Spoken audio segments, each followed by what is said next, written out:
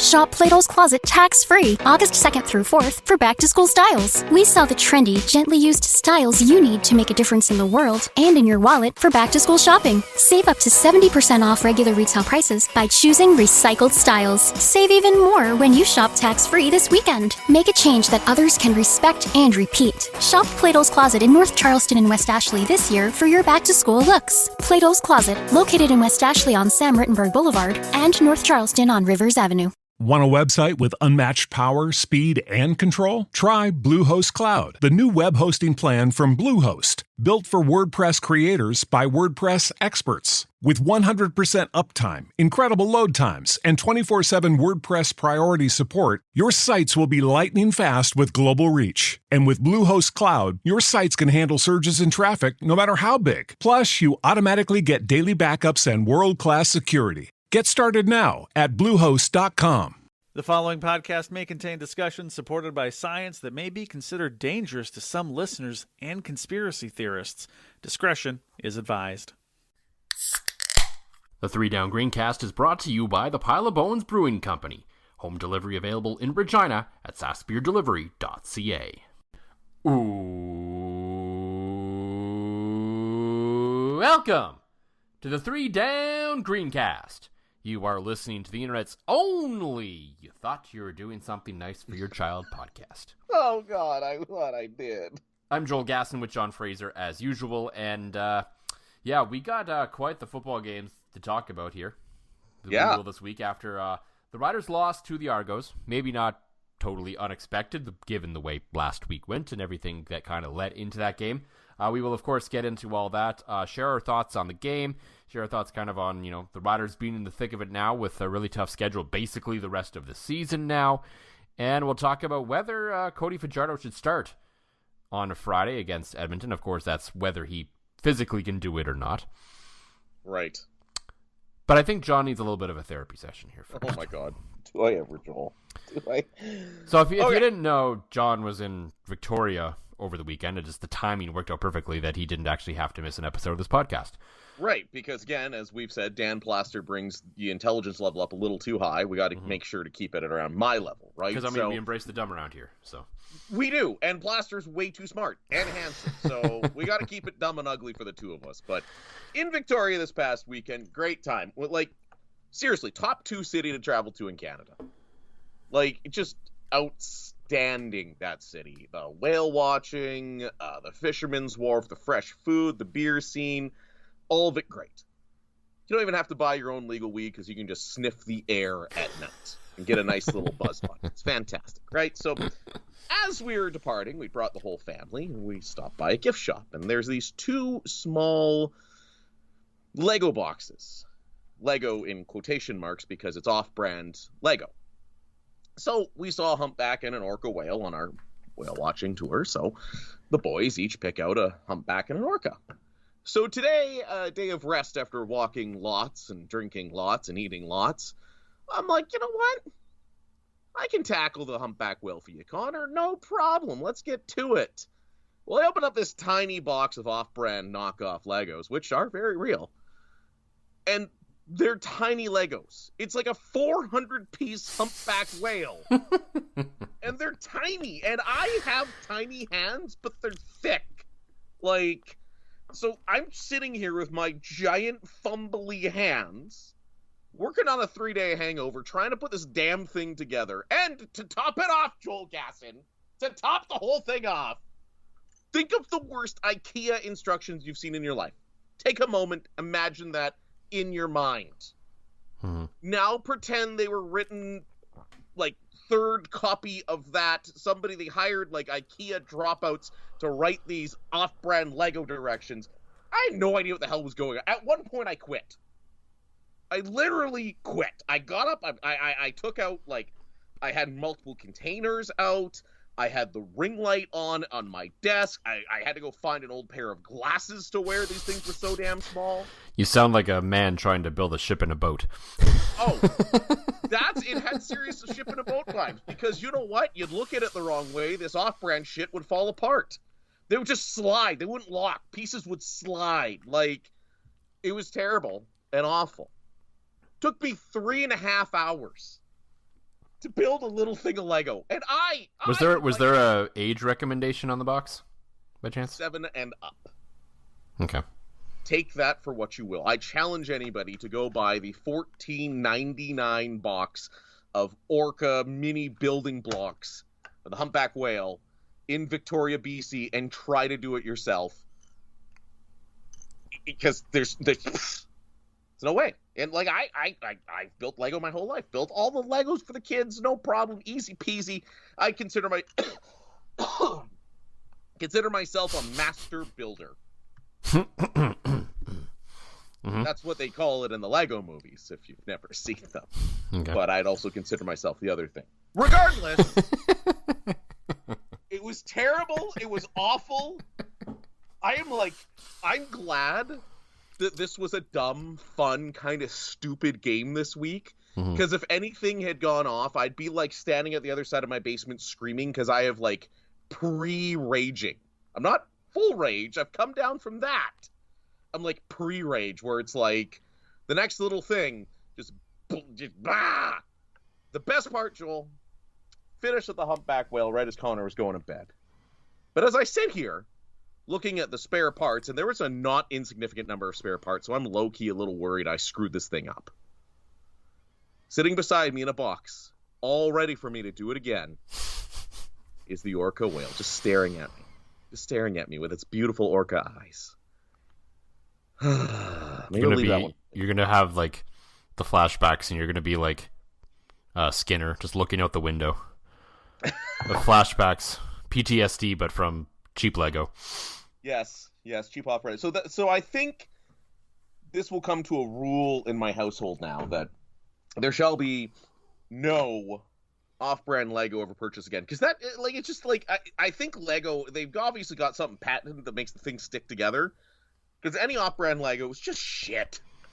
It's I mean, it's like an eighth of the price, so I can see why you'd spring for it. But by golly, if you want a terrible time, just terrible time, go for it. Just get some off-brand Lego. Just if you hate yourself a little.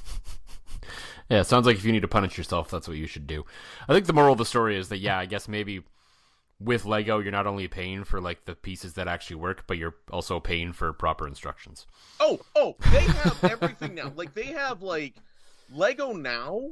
They have YouTube videos for it, and you like scan a QR code and look at the YouTube video if you're really stumped. So, which is great for the little kids, right? Mm-hmm. And sometimes the adults. But like, I swear, Joel, when I eventually end up in hell after I die, Satan's gonna say, all right, your punishment is building Lego. And I'm going to be like, all right, yeah, sure, bring it on. And he's going to go poke me in the ass with his pitchfork and go, no, tiny miniature Victorian Lego. That's how I will spend eternity while having to drink Minhas. And having to watch a 7-4 football game. Where nothing happens. Yeah. Yeah, that would... Or the Boston Red Sox giving up 40 runs to the Toronto Blue Jays in 3 days. We're a football podcast. We don't talk about my Red Sox. You know, I had to put that in there somewhere, right? Oh, the best part was the 28-run game was on my travel day to Victoria, and our flight was delayed for about 3 margaritas. Our flight was delayed coming to Saskatoon. No big deal. Get to Calgary. Oh, actually, you know what? I'll give WestJet kudos here. Lots of people have been complaining about customer service and stuff. I knew we were going to be late for my flight. They said, yeah, go right up to the guest desk. They flat out, they looked at me and they're like, here's your boarding passes. You're on the next flight. Go have supper. Oh, okay. Like, didn't have to wait in line. Didn't have to argue. Nothing. Boom, you're on the next flight. So 3 beer garitas later. And I must have taken off right as the game was hitting its apex, or I was just busy. I didn't see any texts from my group chat, anything like that. So we landed in Victoria, and I had... This is more drama for this fucking game. This kind of set the tone. Well, it was a great weekend, but I had surprised the kids because we were going to take the bus from the airport, but we ended up being delayed. It was late, so I had secretly called and found, actually, fun fact, it was about $70 for a cab ride, or it was $100 for a limo. So I splurged a little, got a limo, and we were enjoying this. And right as I get in the limo, everybody's celebrating. I take out my phone to take some pictures, and my group chat is blown up. Yeah. Your SaskTel network finally connected to the other network, which takes forever when you're in another province, yeah. Oh, God. And when that happened, Joel, all the joy of, hey, this is cool, I'm in Victoria, I'm on my second holiday of the month, we're in a friggin' limo with literally, the guy's name was Keith Fraser. I'm like, long lost cousin, all the vibes are great, and the fucking Red Sox got beat 28-5.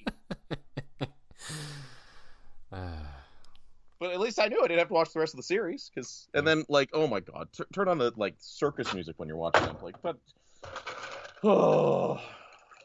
Anyways, I'm in a good. I swear, I'm in a good space now. I'm good.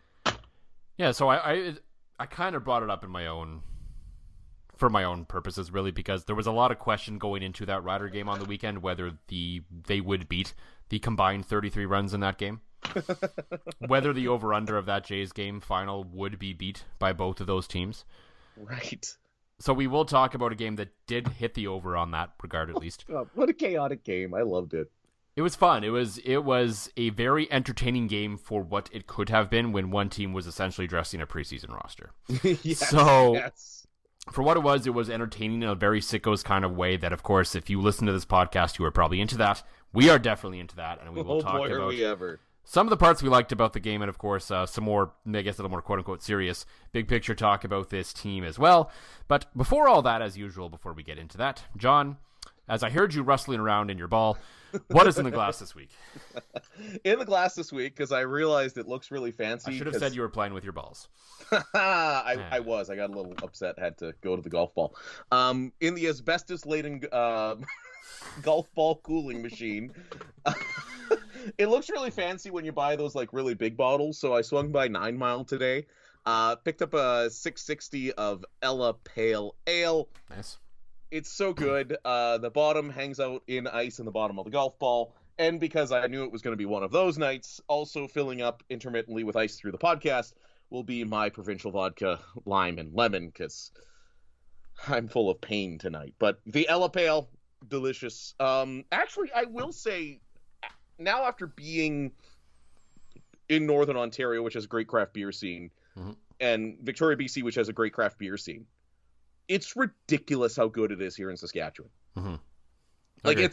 It's incredible. It's here in Saskatchewan. I feel like, you've got so many breweries. We talk about them all the time, and even if you follow the breweries, they all kind of give each other the love. We've got a handful of core craft breweries we can all try, right? Mm-hmm. It seems like Ontario, you got one or two, especially Northern Ontario, you got the two big boys, and everything else is decidedly meh. Surprisingly, and I think competition breeds success. Almost everything is run by Phillips out in Victoria now, which is not terrible, but also not great at the same time. So I drank a lot of Phillips. Nothing, the Dino Sour that you had mentioned on the pod before kind of knocked my socks off, but it was a one kind of beer. So, yeah, we're spoiled here, man.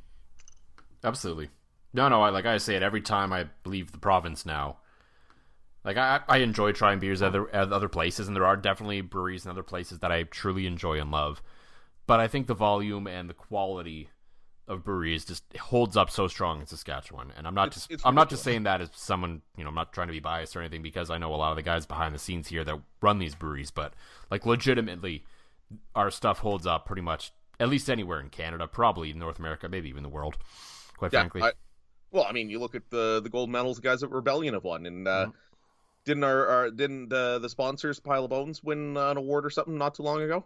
Yeah, I think that was some regional and national stuff, not Rebellion's won international awards, but yeah, I don't think it all depends on what you enter, right? So it's not right. That's kind of plays into it as well. For me, I picked up on sale at Sobeys this week the Nokomis Craft Ales Long Lake Lager, just sort of a nice, crisp, easy drinking lager. Just a really solid, really good beer that tastes like beer kind of thing. I also have some of those in the fridge now that you mentioned it as well too, because this might be a run to the fridge kind of episode. You might have been running to the fridge on Sunday. And you might have missed something when you run to the fridge. That's what I was about to like segue for you, but regardless. You might have, or because it was so entertaining, you actually felt like enjoying yourself. Yeah. Because I think for understandable reasons, a lot of people had some very low expectations going into that football game, and that's understandable. And maybe that played into it, to a degree, being more entertaining than expected, because sometimes when you come in with low expectations, it's pretty easy to beat them. But yeah, I mean, we can talk about, how, the loss in the grand scheme of things still isn't that great, but I mean, you always have to consider everything in context as well. And yes, the Riders lost the game. They're now 4-3 in the year. I would say it's not impossible, but looking tough for them to host a playoff game this year. We'll see. Stranger things have happened in the CFL, but I mean, we'll get into their schedule in a bit too. But I mean, overall, there's a lot of question marks in the schedule, and it's not easy, and there's all kinds of reasons why it's not looking that great right now. But the context of that game is still important when you consider, half the offense was missing. Some guys on defense were missing. It was, a shit show of a week. Previous 2 other shit show weeks, which those 2 other, the Garrett Marino thing and the Duke Williams thing are not necessarily things that would have impacted that game that badly. It was more, the COVID stuff and the uncertainty around it and the whole, all over the place practice week where everything just kind of got thrown into chaos, and who knew with it when or if they were going to play in the whole thing. So by all expectations, they probably should have lost like 45-3. Oh, that's what I was expecting. Instead, especially when you saw the number of guys on the COVID list. Yeah. Instead, they were up in the fourth quarter. They were, yep. And yeah, I know that a lot has been made from numerous people about the fact that they only picked up 2 yards of offense, net yards of offense in the fourth quarter, and that's certainly a thing. And I am increasingly on the side that I believe Jason Maas is not all he's cracked up to be, at least for this team, how they're currently built and the personnel that they have. Yes. But I don't think you can really lay that at his feet in a game where you are forced to start your third-string quarterback and you have one of your starting receivers in the lineup. Well, and so I'm willing to give him a bit of a pass on that front for that game. And wasn't the talk like right before the game, until whether we knew Mason Fine was going to be able to dress or not, that like... Yeah, he was a game time decision. He was on illness all week, so it must have been a scenario where he was probably asymptomatic but still testing positive. Yes. So they were just kind of hoping that he would snap out of it, kind of thing.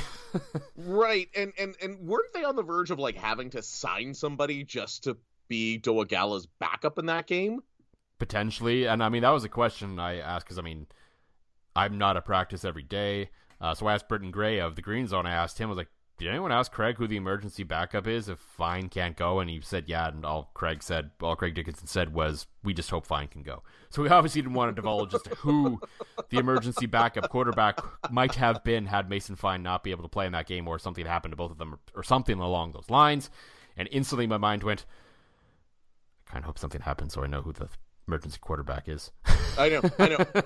Or like, I wanted to see who they'd be signing off the street. Like, that had like serious, like, I don't know, is there like a 43-year-old ex-Rider quarterback hanging out that they would have... I'm sure Kerry Joseph's not up to anything like he was in 2014.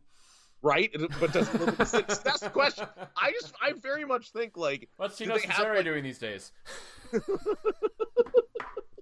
He's coaching somewhere, I think, actually, but yeah.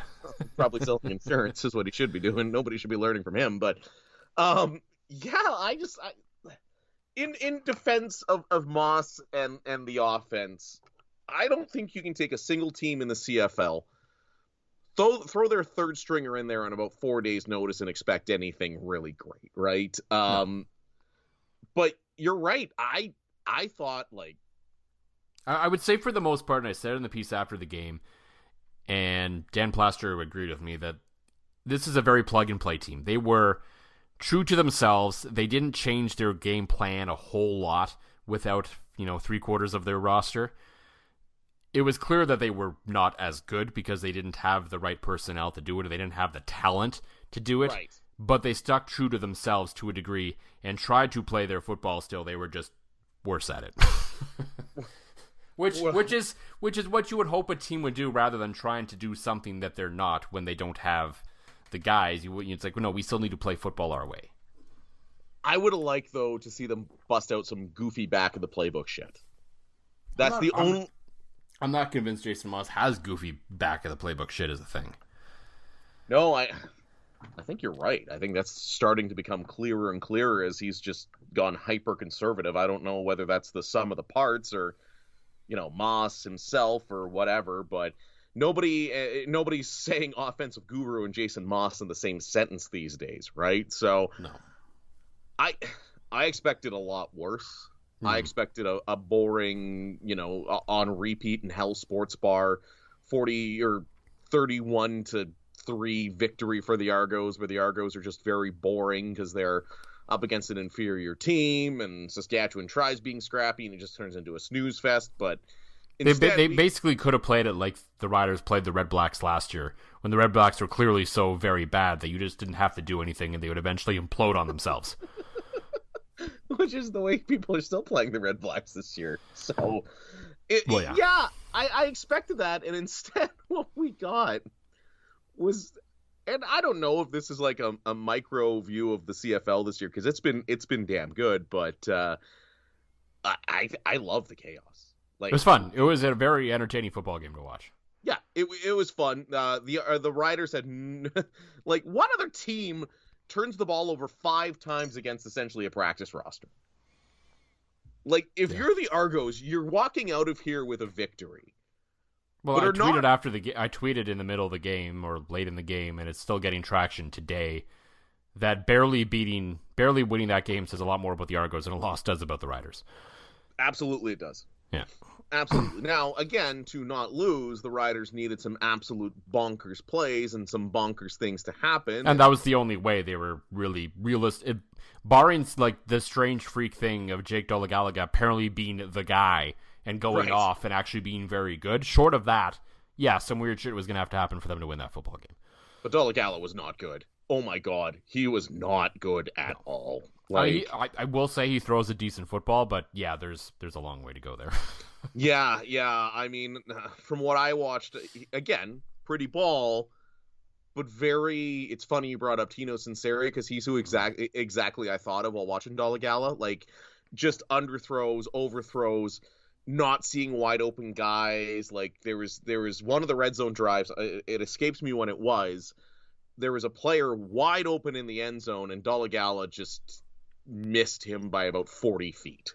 Mm-hmm. Like, wasn't even close. Brutal overthrow, brutal underthrows. Like, it just, like, does not look like he is ready at all for the CFL, right? So that was not good. No, but I mean, he's been on the the one game every week, so he hasn't really been getting any of the reps in practice. He's essentially a practice roster guy that they're allowing to have a full salary. So, right. I mean, that's probably the best you could have maybe expected, maybe a little bit better. But, yeah, I mean, so weird, crazy things happened. He did hit a really nice long pass that should have been a touchdown, but regardless. I think there was really 2 sort of key moments that swung. I mean, 2? Yeah, 2. We'll give an honorable mention as well to Craig Dickinson. I know you might not have seen in the first half when he went forward on 3rd and 3, deep in Argo territory, and Dolegalaga ran for the first down, and then they got the touchdown 2 plays later. So, I mean, that's sticking to what they've done all year. Full credit to that, I think that helped give them some confidence and kind of get the game moving. And then this sort of the thing that swung the game, that really gave the Riders help, and the thing that sort of swung it all the way back toward the Argos were just some weird and wacky shit that was just something else. Oh, it all started just before the half, when underratedly one of the worst coaches in the CFL, Ryan Dinwiddie, for some reason decided to attempt a 61-yard field goal with absolutely no wind on the field. I don't know why on earth you do that, especially like, against a team where you don't really have to do anything much more to win the game. It was very reminiscent, and both I brought it up and Jamie and I did as well in the press box, of that time Corey Chamberlain attempted with right early, so at least he put his actual kicker out there. Dinwiddie did. The 65-yard field goal against Calgary that was missed, returned partway, and then Randy Richards delivered that clothesline from hell on someone that was called unnecessary roughness, and then Bo Levi Mitchell hit the Hail Mary at the half. So... Right, yes, now I remember that. I was trying to think of what Rider game that was. Well, yeah, so it was kind of like that. So if long story short, they attempt a 61-yard field goal, it's missed. Mario Alford, who plays a kind of important role later in the game as well, returns at 112 yards for the touchdown. All of a sudden, the Riders are leading at the half.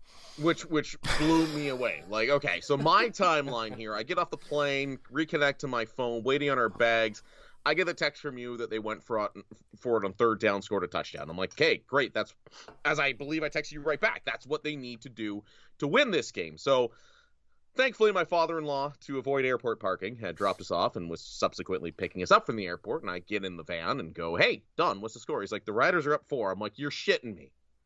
He goes, yeah, they just ran back a field goal 112 yards at the end of the half. I'm like, wait, what? Like, to explain how this happened. He's like, yeah, Dinwiddie went for it from 61. Wait, what? Like, a terrible boneheaded decision. And I thought when something that dumb happens, I'm like, okay, the Argos are going to bleed their own blood. The Riders are going to pull this off. Like, it kind of had that vibe to it a little bit, right?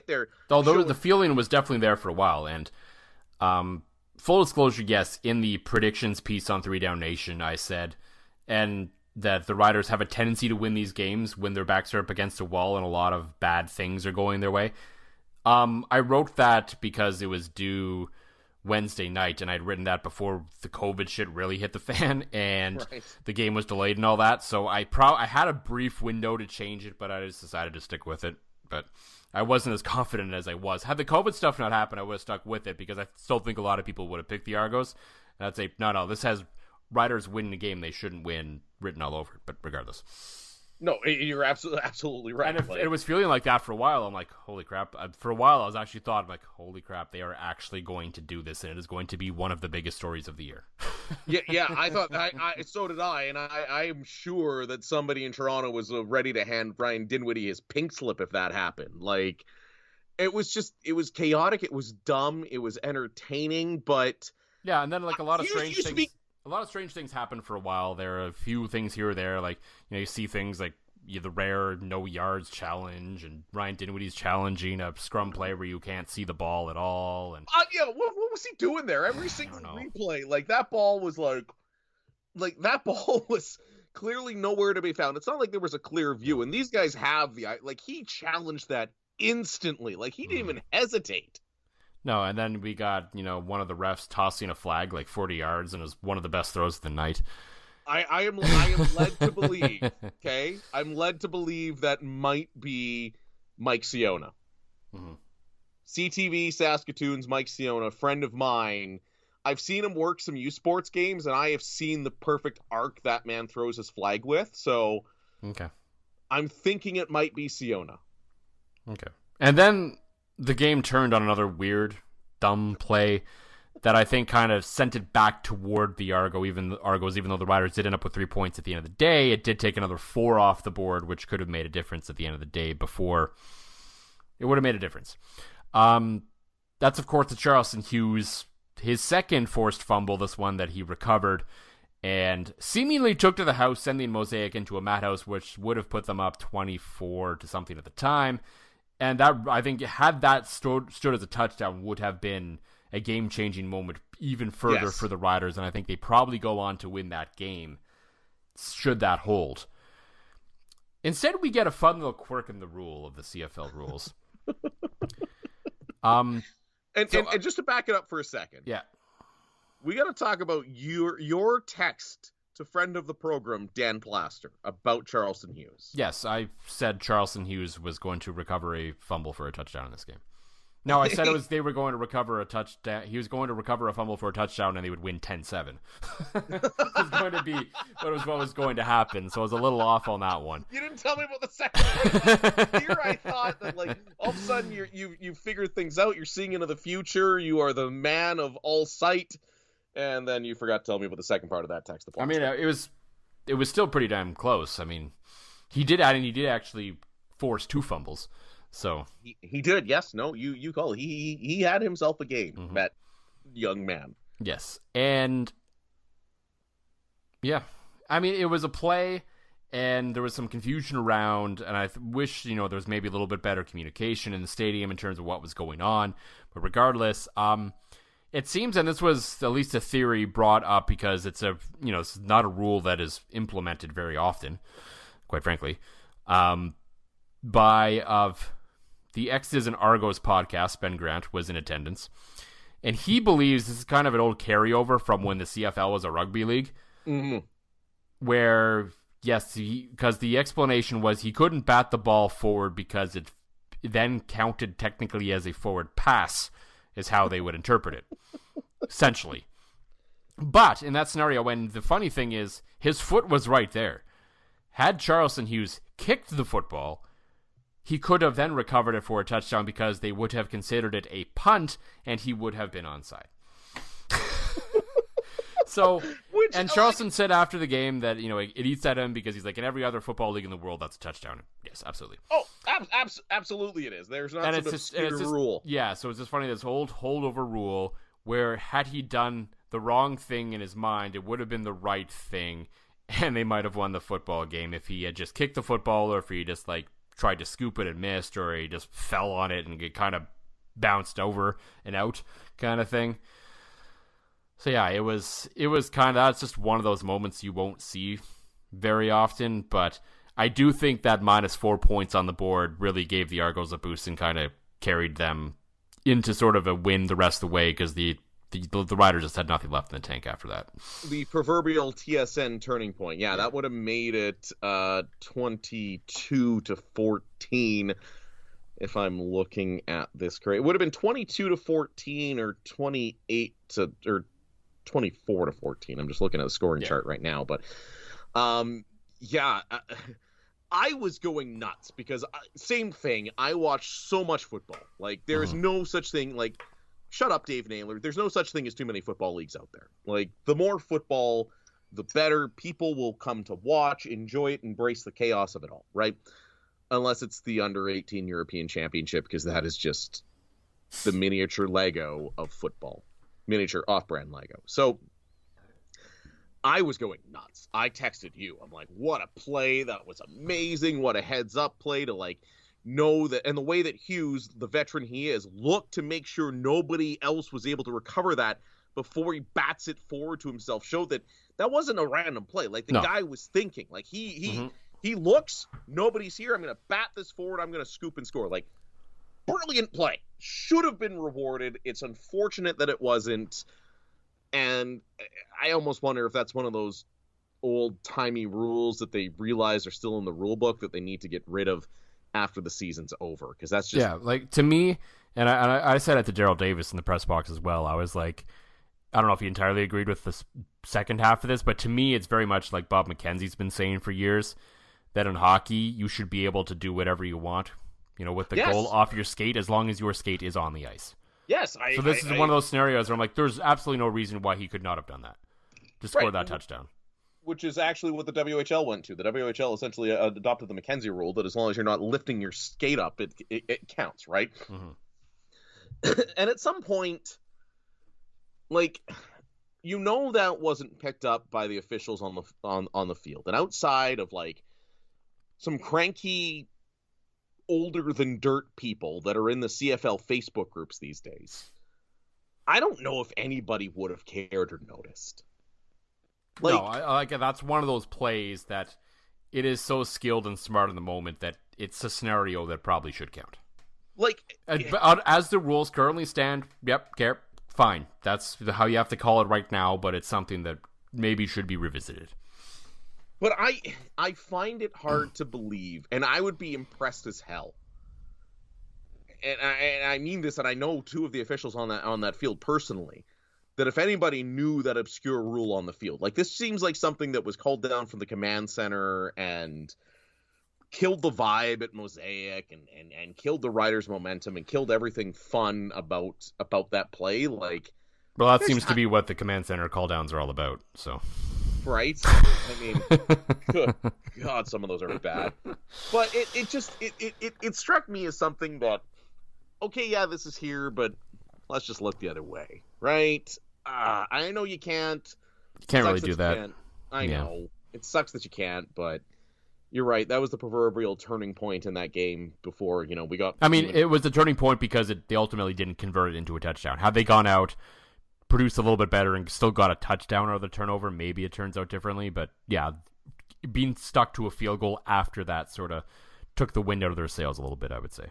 Right, and took the crowd out of it a bit with the long delay, too, before, things got dumb and dumber in the fourth quarter for the team, and and then just that ending. That is So the ending of the game, I will say, I was watching it after it had been picked up. I was at my mother and father-in-law's, and in a rare move, normally, even when the Riders lose, my father-in-law is the kind of guy that'll just, hit the guide button, look for something else to watch, random ball game, maybe, give in to the kids constantly asking to watch cartoons. He'll usually, just all right, let's find something else to watch.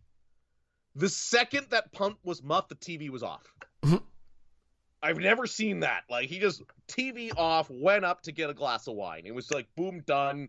He has had enough of this. And it was a little awkward, but I respected the move. Yeah, it was, of course, the kickoff after the touchdown that gave the Argos the lead. And Mario Alford, it started to look like sort of a normal run-of-the-mill return, and then he starts running backwards for some reason. He keeps going backwards, and all of a sudden he's surrounded by 5 Argos, and then he fumbles it, and the Argos score a touchdown to then produce the backdoor cover, because that's just kind of the dumb that game deserved to end on, and then a few seconds later, the power flicked at Mosaic Stadium. So... It was a night, and it was fun, and it was memorable, that's for sure. Yes. So now the big question becomes, where do they go from here?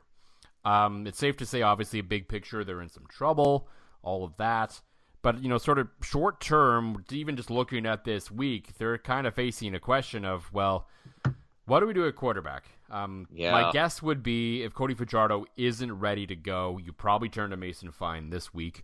But what do you do if Cody is, at least, to a certain degree, ready to play? And there's 2 schools of thought, and I don't think there's necessarily a wrong answer. But I think I'm leaning one way more now just because of the fact that they have 3 losses on the year, and the West is going to be extremely tight.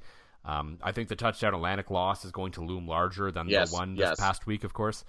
But yeah, I mean... You kind of need to win this game now, I think. Otherwise, you're pretty much stuck at the fact that you're going to finish 3rd or 4th, probably, given the fact that the Riders play Hamilton once in October. Every other game is an in-division game, and there's basically a lot of BC, Winnipeg, and Calgary left on the schedule. This is pretty important to start this stretch going into a bye week off pretty good.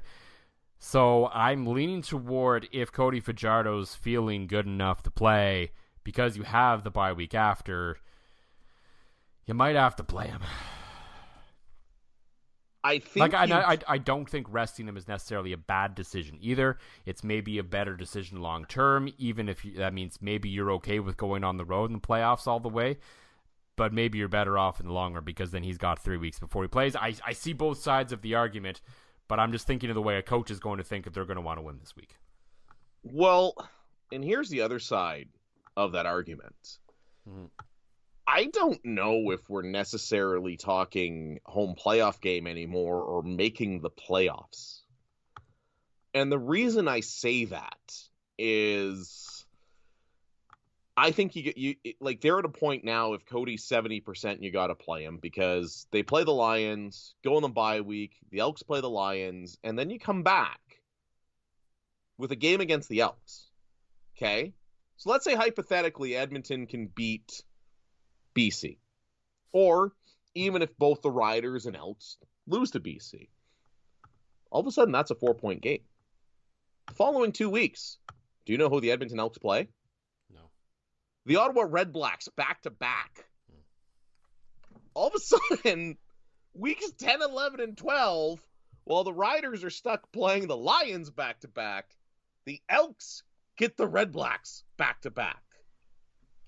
I think if you're holding Cody's knee by string, duct tape, and hope at this point, you have to put him in. He gives them the best chance to win, and they absolutely need every single win right now because let's say, hypothetically again, they lose this week. Edmonton, which has looked stronger lately. I mean, they did lose to a team that completed 7 passes. But I mean, that's the Bombers. still, they completed 7 passes. Well, that's because Winnipeg's so good, right? You just got to deal with it. I know that was we could do another episode on how dumb that Bombers win was. So, which was the only thing that brought me joy on the flight back, because that was the same night as the Blue Jays thumping the Red Sox. Regardless, you have to think you could be playing for hypothetically, you lose this week, Edmonton's on the bye, Edmonton comes back from the bye, beats BC, and then goes and then plays the Riders. Now we're not talking home playoff game, we're talking making the playoffs at all. So I think you got to start playing this like you can't. These 2 losses against the Argonauts have removed the luxury of being able to rest. They've removed the luxury of being able to sit guys. Like, you've removed that luxury. Now, you might be fighting for your playoff lives here, because you got to think, like, I can't see. I can't see losing to the Red Blacks twice. Maybe not twice. But I think ultimately the Riders will prove to be the better team than Edmonton. I think Edmonton's improving. They're on the upswing. They're kind of putting it together a little bit, but it's going to kind of be like Jones year 1 here. They'll be competitive. They'll be tough to play against, but I don't really think they're going to be in the playoff picture when push comes to shove. I don't know. I don't think so. They have a much easier schedule. They do, but I still don't think they're good enough, and I think once the East starts playing each other more and they can get some wins under their belt, there's going to be some teams that are feeling a little more confident there. And I think, Montreal, I think, is finding ways to, kind of look good despite their coaching at times. I can't imagine Hamilton's going to stay this bad forever. I think they are probably, and it's not a high bar to clear right now, probably the best coach team in the East, and that's got to be worth something to them. Ottawa's got to get some flukes going at some point, and Toronto seems to find a way to win despite their coaching as well. So, I mean, at some point in the season, something's going to happen to someone over there, and they're going to kind of figure it out a bit. So, yeah, I mean, I'm not saying Edmonton isn't going to do it, but I don't see the scenario playing out as poorly for the Riders as you think it's going to. I don't think Edmonton's going to creep up that much. It could get a little tight at times, but I think ultimately the Riders will find a way to stay ahead of Edmonton. Because we can talk about, this team's history. We've talked about a lot in the past where, they find ways to win games they shouldn't win. They have a lot of dumb losses every year to some teams that they should probably beat. But when push comes to shove, when they know they have to play well against big opponents, they tend to show up. Well, and I think now you maybe look at a situation where you play Cody basically no matter what this week. Mm-hmm. You have the bye. You play him basically no matter what against Edmonton. Because if you can squeak out a victory against, so let's say in the other... I think at this point, barring a fluke sweep of Labor Day and Banjo Bowl, Winnipeg's basically out of reach at this point. Oh, yeah. Yeah, I would even with a fluke sweep of... I mean, then it's in play. It's probably still unlikely, but it is in play.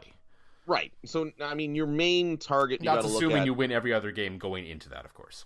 Right. So your main target you got to look at is going to be BC and Calgary, right? So I think if the Riders, you mentioned their ability to perform in big games, this game against BC at home on Friday night has just become so much bigger.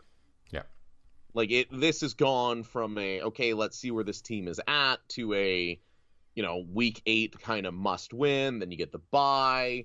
Hopefully the Lions do the job against the Elks, and then you can go into Commonwealth and do the exact same thing. And then, then maybe you reevaluate Cody, and maybe that's when you start looking at resting him. Like, maybe you look at resting him against the Lions again, in week 11, right? So, and I think it's also important and fair to point out, as good as the BC Lions have been, they've beaten up on the East in Edmonton. They haven't, they lost fairly significantly to Winnipeg. They haven't played Calgary yet, I don't believe. So, I mean, we can talk about how good BC's been, and they've taken care of business if they've had to, and that's good and that's important. I don't think they've necessarily passed the litmus test of being an elite team in this league just quite yet, so I think they are still in that range of they are still beatable. Yeah, I'm with you on that. I think that game against Winnipeg showed a lot, and I know Winnipeg, Winnipeg is quickly becoming the team that shows up when they need to, and then just complete 7 passes and ekes out a victory. I mean, let's even face it, their win against Ottawa was by a field goal, as I look back here. It got destroyed by the Bombers. Yeah, I think the Lions are a very good team. They play well. They certainly have strengths. They're probably a playoff team, but they haven't necessarily beaten anyone significant this year either. Right. So, no, you are completely, and they've already had their 2 bye weeks, right? Yeah, so now all of a sudden, I would say at worst they're on sort of, they're kind of on the same level. The Riders maybe more of the downturn from their peak, while the Lions are on the way up from where they were. Right. Kind of as, organizational progress, so to speak. Yeah, no, I would agree. The Lions do have a bit of an inflated record, so I still think you have to. I think you play Cody regardless this week.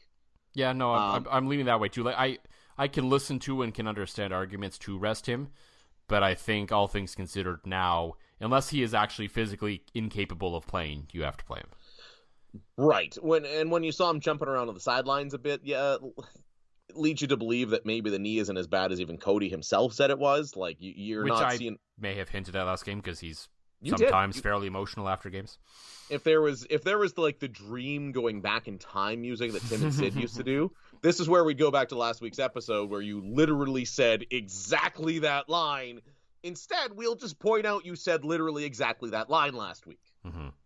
I can tell you who was not overly emotional after games is Jake Dolagalica.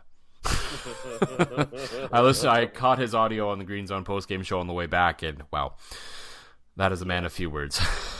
Yeah. Meanwhile, on top of the usual praising of the 3-minute drill or the last 3 minutes of a CFL game, and going on about the fact that he made a big completion and only fist pumped, Glenn Suter was in fine form on the broadcast. I tell you what, we almost need to come up with a Glenn Suter drinking game here. Oof. I don't know if I want to subject myself to that. I think we can figure it out. I think we're onto something here, Joel. I mean, Rod Black is gone. We need a new CFL play-by-play guy, or color guy, pardon me, that's not very good to kind of hammer on and make a drinking game out of. Okay, finish your drink when he goes on about the last, 3 minutes being the best 3 minutes in football, no matter what. When he gets a little too happy with a telestrator, you drink the entire time he's on the telestrator. There's the basis of something good here, my friend. Well, I will leave this in your capable hands, and all I will say is that Dustin Nielsen and Dwayne Ford should call the Grey Cup. Yes! I've said it before, and I'll say it again, and I'll keep saying it. 1,000,000%. I don't get why. I don't... Maybe it's because I like his style. I like that excitement style that Dustin does. And I also like the fact that he single-handedly spearheaded A&W bringing back the whistle dog. Like, that's impressive. The man made a bygone fast food item come back. Okay.